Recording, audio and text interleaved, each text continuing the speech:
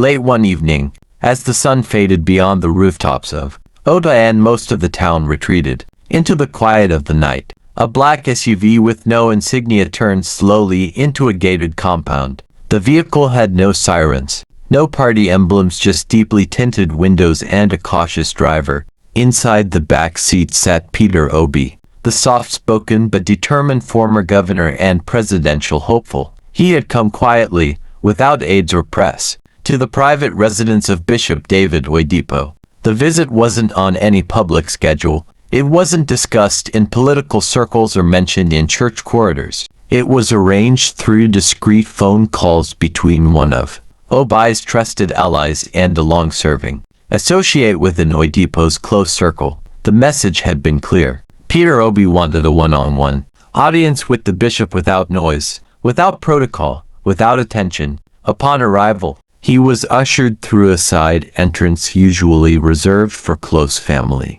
His phone was collected. His guards remained outside. Inside, the room was dimly lit and peaceful, lined with modest furniture and a faint aroma of anointing oil. Oyedepo entered a few moments later, calm and composed, dressed in his simple white robe. He greeted Obi warmly, yet watchfully. They had crossed paths many times before, but this night carried a different weight. Peter Obi spoke first. He had been wrestling with questions, not just political ones, but deeply personal ones. He shared his frustrations not just about elections, but about the growing despair he felt across the country. He talked about the youths who had placed so much hope in him, and how carrying their expectations had become both a burden and a blessing. He didn't ask for political advice. He came searching for something deeper, spiritual clarity. Oyedepo listened with a steady gaze, occasionally nodding. He didn't interrupt. When he finally spoke, he didn't offer prophecy or grand declarations. He talked about seasons,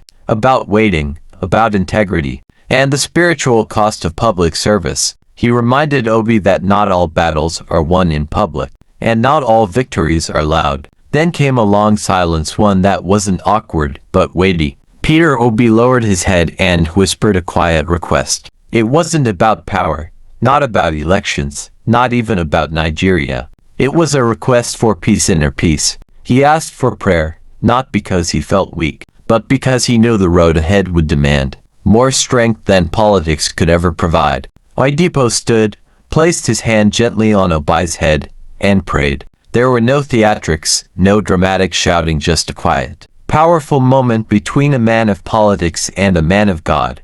The prayer ended, and with it, a calm fell over the room. Obi rose, thanked the bishop, and exited as silently as he came. No words were exchanged outside. No photos were taken. The SUV disappeared into the night, its destination unknown.